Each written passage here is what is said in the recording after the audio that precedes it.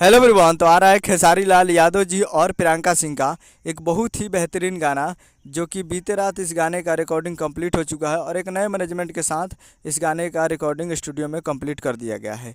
और आप लोगों को मालूम होगा कि खेसारी लाल यादव जी के मैनेजर विवेक सिंह थे, जो कि अब नहीं है, क्योंकि खेसारी लाल यादव जी उनको मैनेजर पद से हटा दिए हैं।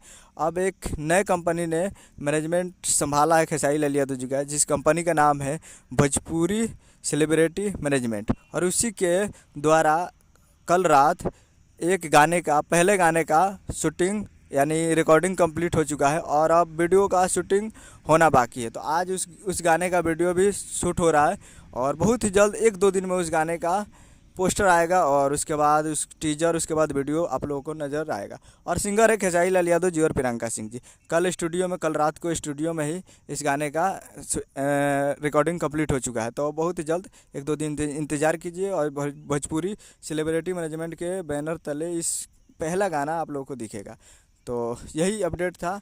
उम्मीद करूँगा वीडियो चला हो, चैनल को सब्सक्राइब कर बेल का प्रेस करें ताकि खेसारी लाल यादव जी का लेटेस्ट न्यूज़ आता है। मिलते हैं अगले वीडियो में, तब तक के लिए जय हिंद, जय भोजपुर।